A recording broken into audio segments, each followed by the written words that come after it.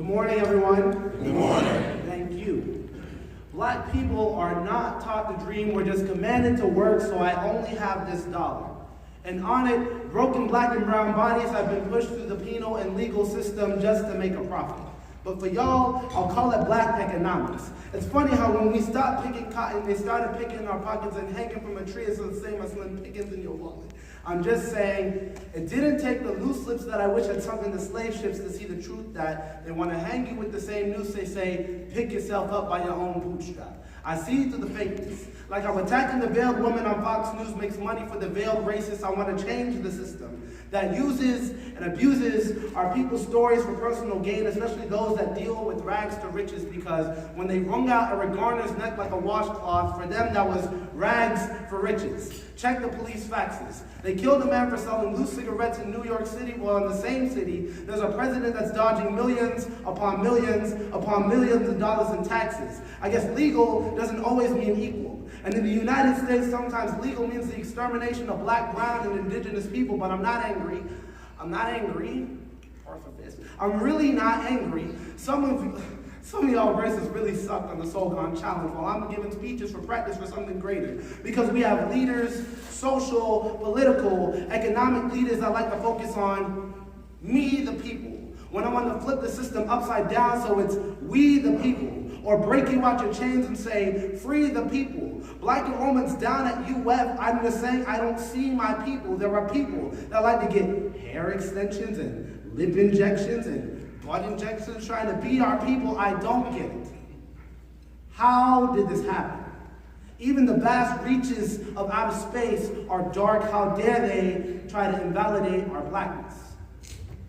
On the precipice of immediate social change and a watershed moment in world history, a 33-year-old Dr. Martin Luther King Jr. stood at the lectern at the National Mall in Washington, D.C. on a sweltering August day and began to talk about his dream. That dream, mired in the idealism that lifted spirits on the 1963 March on Washington for jobs and freedom, however, did not reflect the increasingly pragmatic nature of his later work. By the time of his death in 1968, Dr. King understood that only accepting increasingly revolutionary ideologies would be the only path to liberation. And in order to see that path to liberation, he would not only need to challenge traditional power structures in the world, but in our communities as well. Florida Federation, if we want to see that same type of liberation, then we have to be more than willing to accept those ideologies just as Dr. King did. One of the most foremost examples of that was his ability to organize people from different ethnic and racial backgrounds, particularly on his Poor People's Campaign. In that campaign, he was able to unite poor black Americans and working class black Americans in the North and the South. Impoverished white Americans who understood the plight of being economically disadvantaged in the United States, and by the time of his death, he had started working with Latinos in the West who had begun organizing for voting and labor rights.